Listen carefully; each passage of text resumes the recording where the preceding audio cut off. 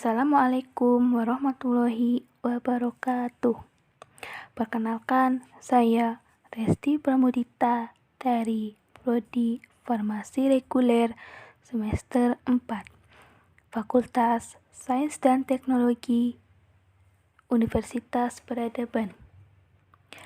Di sini saya akan menjelaskan mata kuliah Etika Perundang-undangan dengan materi perjanjian. Poin-poin yang akan dibahas dalam materi perjanjian ini ada 5 poin. Yang pertama ada pengertian perjanjian, yang kedua ada jenis-jenis perjanjian, yang ketiga ada unsur-unsur perjanjian, yang keempat ada asas-asas perjanjian, dan yang terakhir atau yang kelima ada syarat sah perjanjian. Yang pertama ada pengertian perjanjian.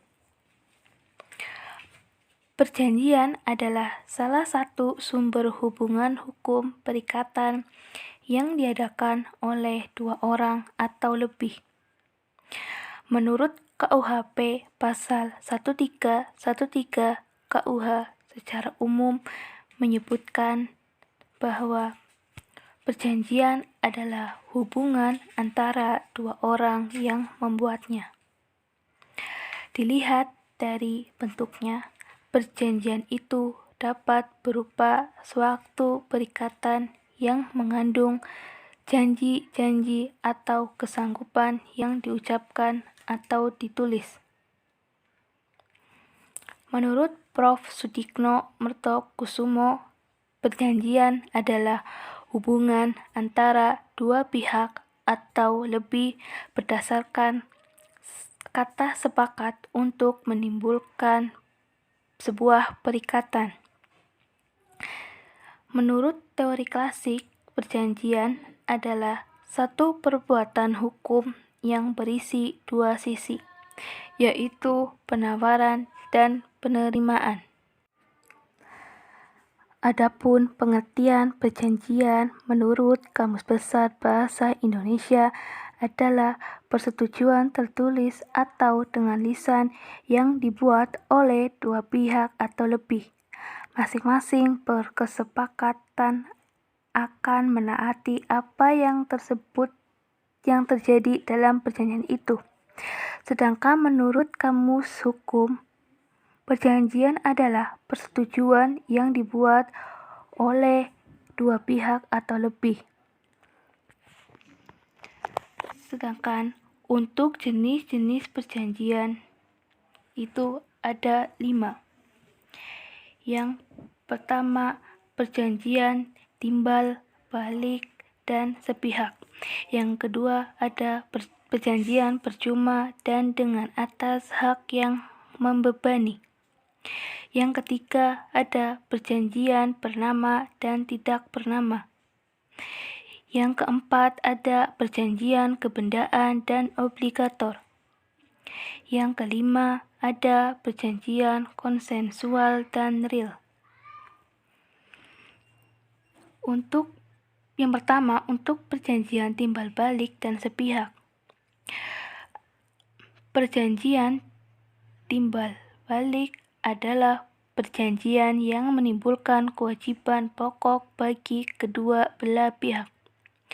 Contoh perjanjian timbal balik yaitu perjanjian jual beli. Sedangkan untuk perjanjian sepihak adalah perjanjian yang memberikan prestasi hanya pada satu pihak. Contoh dari perjanjian sepihak yakni perjanjian hibah, perjanjian penanggungan pemberian kuasa tanpa upah. Yang kedua ada perjanjian percuma dan dengan atas hak yang membebani. Perjanjian cuma-cuma adalah perjanjian di mana pihak yang satu memberikan suatu keuntungan kepada pihak yang lain tanpa mau menerima suatu manfaat bagi dirinya.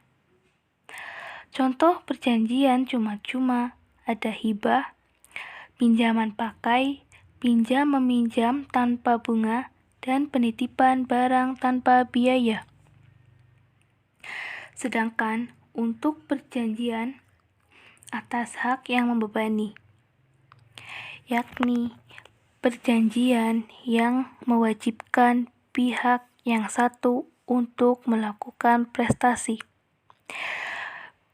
Prestasi berkaitan langsung dengan prestasi yang harus dilakukan oleh pihak lain.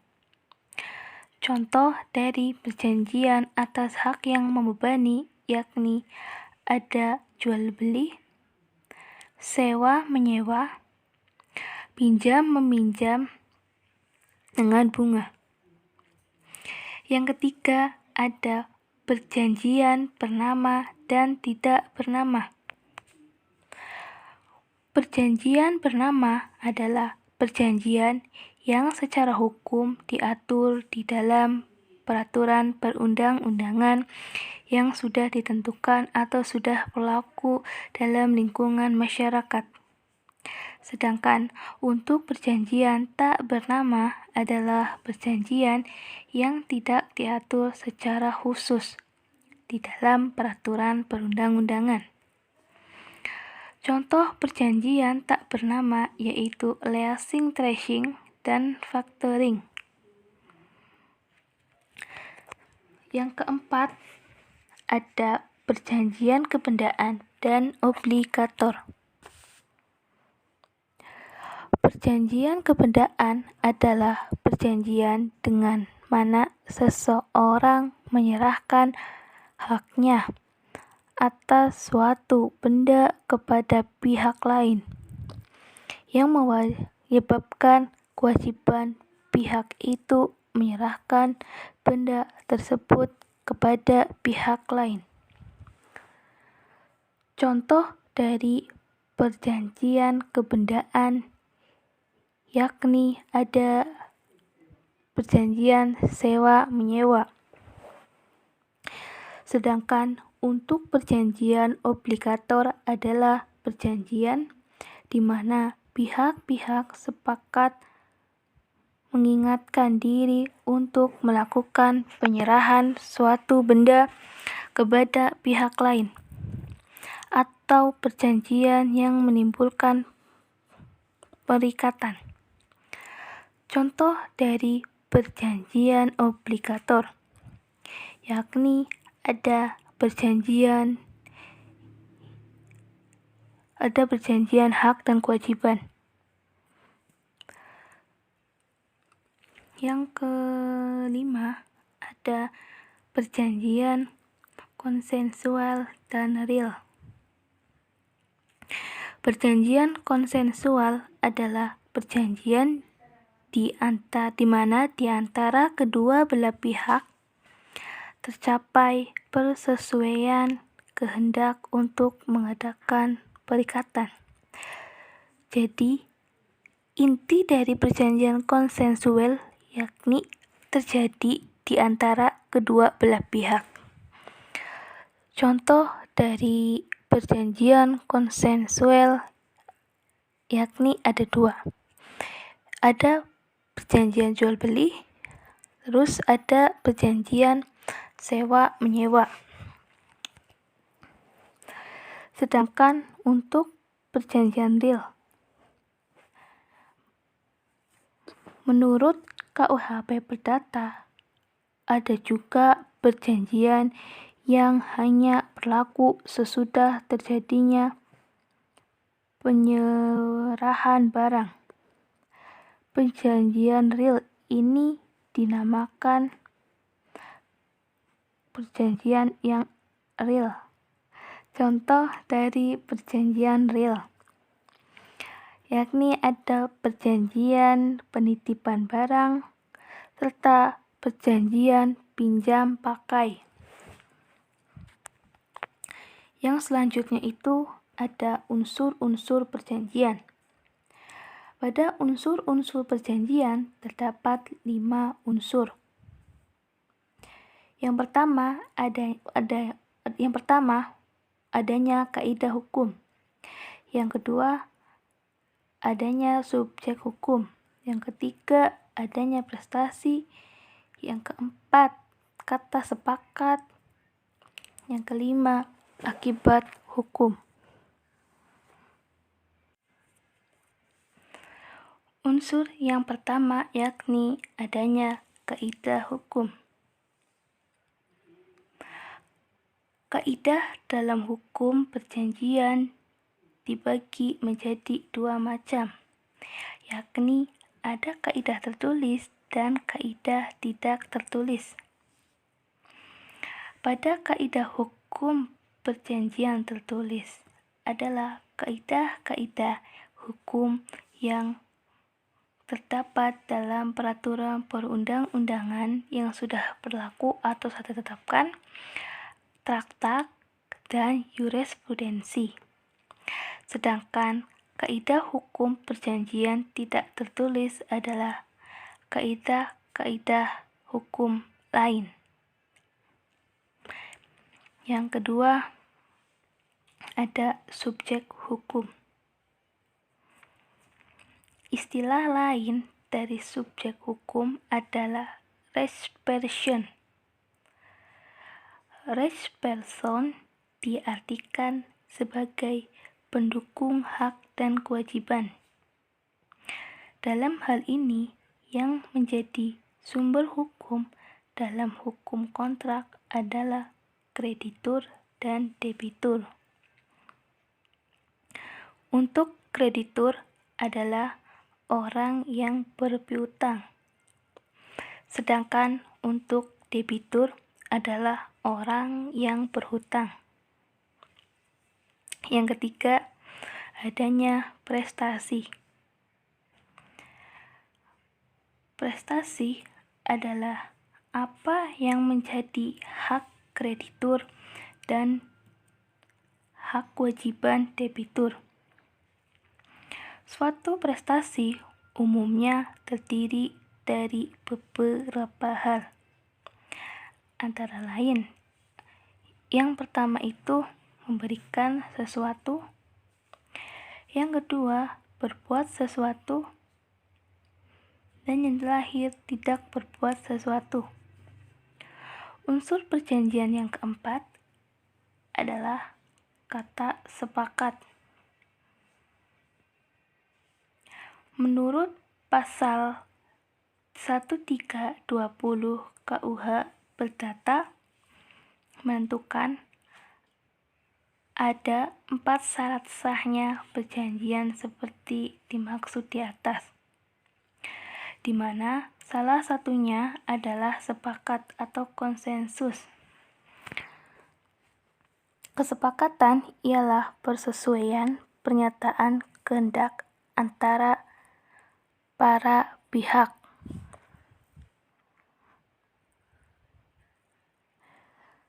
Yang kelima, ada akibat hukum. Akibat hukum di sini yakni keinginan atau tujuan para pihak untuk timbulnya akibat hukum. Terkadang suatu pernyataan kehendak hanya menimbulkan kewajiban sosial atau kesusilaan. Misalnya, janji di antara beberapa orang untuk menonton bioskop. Apabila salah satu di antara mereka tidak dapat menepati janjinya untuk hadir di bioskop, maka ia tidak dapat digugat di hadapan pengadilan. Karena perjanjian bioskop apabila di antara kedua belah pihak membatalkan itu tidak termasuk dalam yang harus dilaporkan kepada pihak yang berwajib. Akibat hukum untuk kepentingan pihak yang satu dan atas beban yang lain atau timbal balik. Akibat hukum yang terjadi adalah untuk kepentingan pihak yang satu dan akibat beban terhadap pihak yang lainnya atau yang bersifat timbal balik. Yang perlu diperhatikan dalam akibat hukum dari suatu perjanjian hanya berlaku bagi para pihak dan tidak boleh mengikuti pihak ketiga. Pernyataan ini menurut pasal 1340 KUHP Perdata.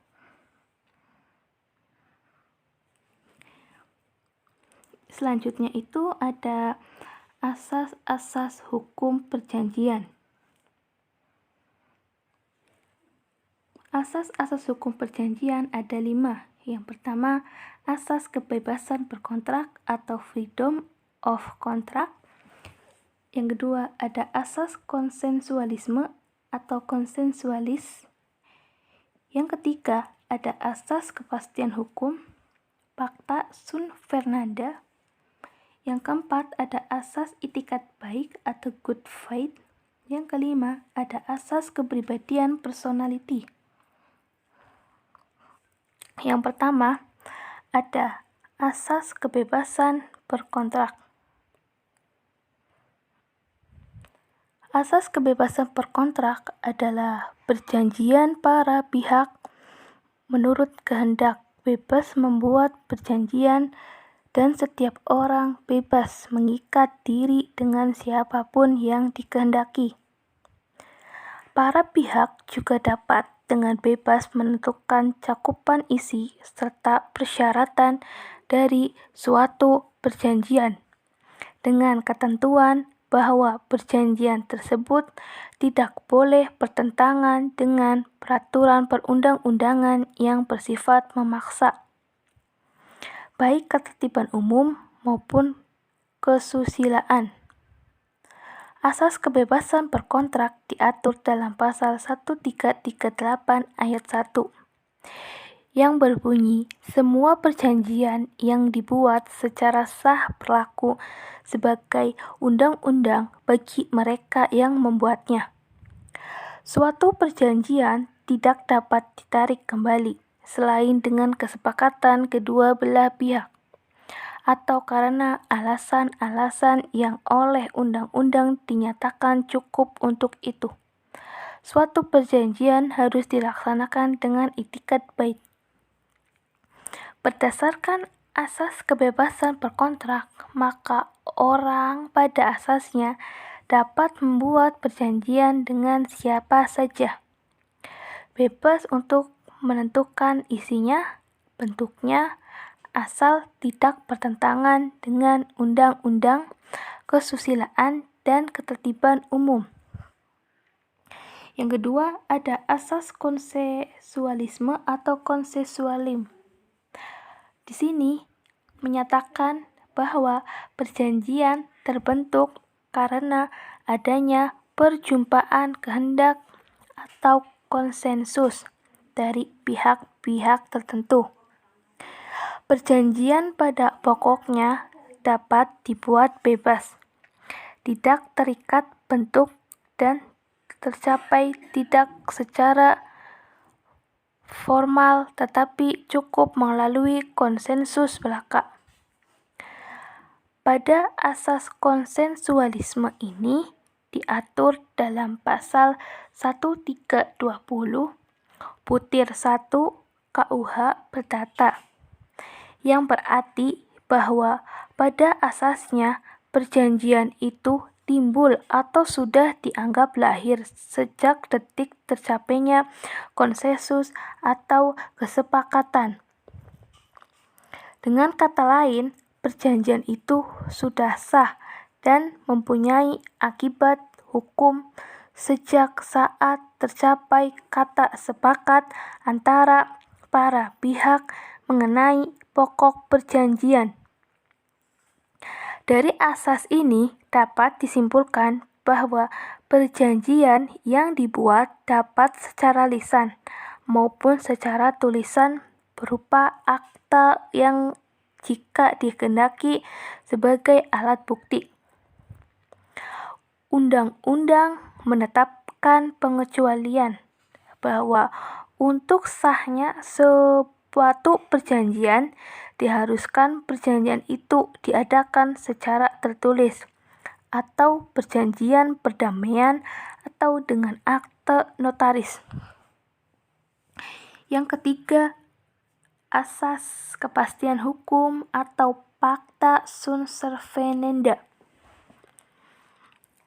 Asas pacta sunt servanda adalah suatu kontrak yang dibuat secara sah oleh para pihak, mengikat para pihak tersebut secara penuh sesuai isi kontrak tersebut.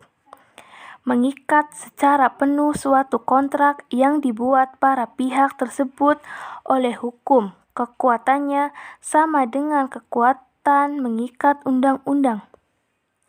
Pada asas ini tercantum dalam pasal 1338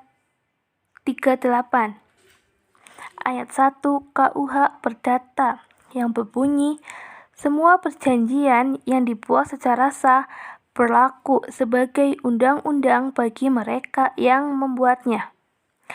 Berdasarkan ketentuan pasal 1338 ayat 1 KUH Perdata dapat disimpulkan bahwa ketentuan yang telah disepakati bersama oleh para pihak akan mempunyai kekuatan mengikat yang sama bagi kedua belah pihak dan harus ditaati. Bila mana terjadi penyimpangan dan pelanggaran oleh salah satu pihak dalam perjanjian, maka akan berakibat pihak dapat mengajukan tuntutan atas dasar wan prestasi atau adanya ingkar janji. Asas pacta sunt servanda atau asas kepastian hukum ini juga menyimpulkan adanya kebebasan berkontrak seperti terdapat dalam pasal 1338 ayat 1 KUH Perdata.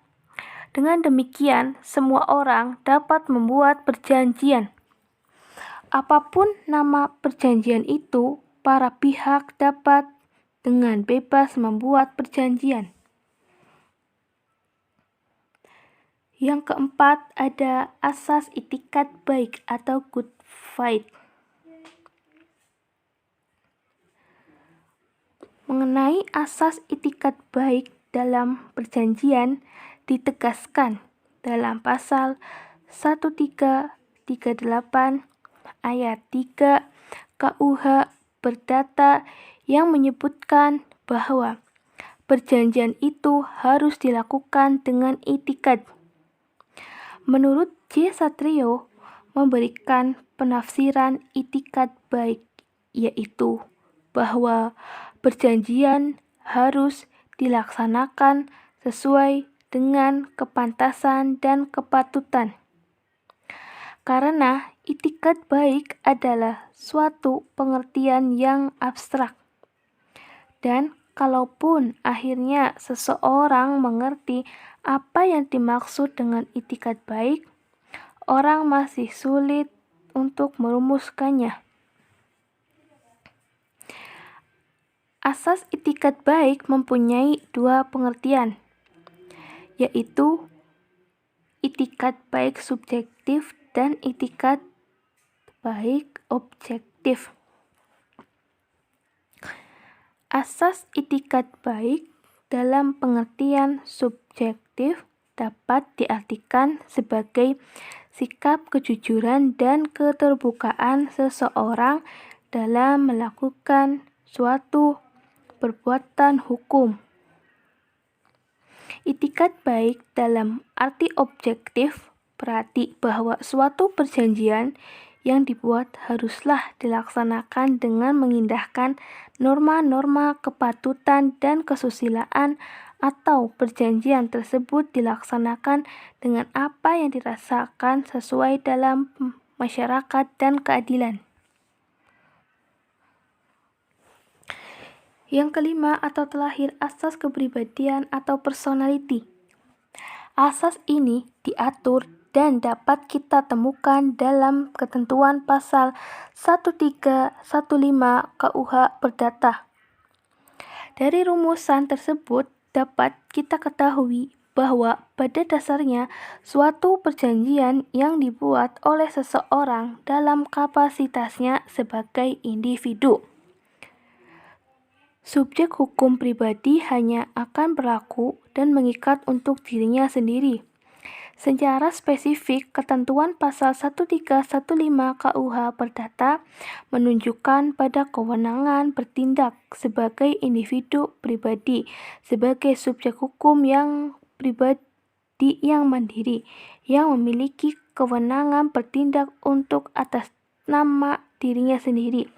Dalam hal ini diatur dalam ketentuan pasal 1131 KUH Perdata yang berbunyi segala kebendaan milik debitur, baik yang bergerak maupun tidak bergerak, baik yang sudah ada maupun yang baru akan ada di kemudian hari, menjadi tanggungan untuk segala perikatan seseorang. Yang terakhir ada syarat sah perjanjian. Terdapat 4 syarat sah perjanjian, yaitu ada sepakat, cakap, suatu hal tertentu, sebab yang halal.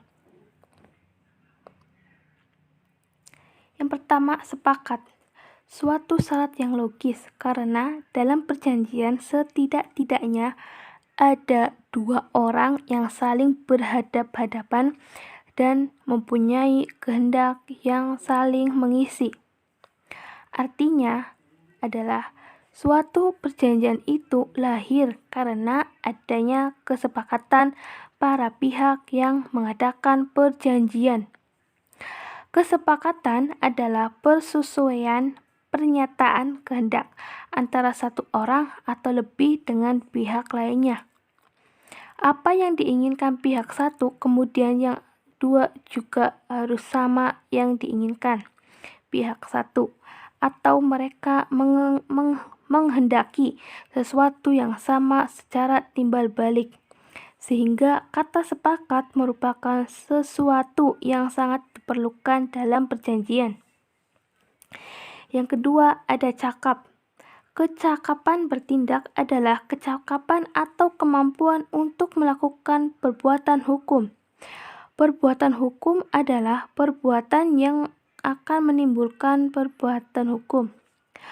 Orang-orang yang akan mengadakan perjanjian haruslah orang-orang yang cakap dan mempunyai wewenang untuk melakukan perbuatan hukum, sebagaimana yang ditentukan undang-undang. Orang yang cakap atau mempunyai wewenang untuk melakukan perbuatan hukum menurut KUH Perdata adalah telah berumur 21 tahun atau sudah menikah. Yang ketiga, ada suatu hal tertentu, bahwa yang menjadi objek dari perjanjian adalah prestasi atau pokok perjanjian. Prestasi adalah apa yang menjadi kewajiban di debitur dan apa yang menjadi hak kreditur. Prestasi bisa berupa kewajiban untuk menyerahkan sesuatu, melakukan sesuatu, atau tidak melakukan sesuatu. Prestasi itu harus tertentu atau sekurang-kurangnya dapat ditentukan jenisnya. Yang diperjanjikan harus jelas. Pengertian bahwa prestasi harus tertentu atau dapat ditentukan. Gunanya ialah untuk menetapkan hak dan kewajiban kedua belah pihak. Apabila timbul perselisihan dalam pelaksanaan perjanjian. Yang keempat atau yang terakhir itu ada sebab yang halal. Sah atau tidak sahnya kuasa dari suatu perjanjian ditentukan saat perjanjian itu dibuat. Konsekuensi hukum atas perjanjian tanpa kausa atau sebab yang halal adalah perjanjian tersebut batal demi hukum, kecuali ditentukan lain oleh undang-undang. Adanya kausa atau sebab yang halal merupakan salah satu yang menjadi tujuan para pihak. Suatu sebab dikatakan halal sebagaimana diatur dalam pasal 1337 KUH Perdata, yakni perjanjian tersebut. 1. Tidak bertentangan dengan undang-undang. 2. Tidak bertentangan dengan ketertiban umum. 3. Tidak bertentangan dengan kesusilaan. Sekian penjelasan dari saya tentang materi perjanjian. Apabila ada kesalahan atau kata-kata yang kurang berkenan, mohon maaf. Wabillahi wa taufiq wa hidayah. Wassalamualaikum warahmatullahi wabarakatuh. Terima kasih.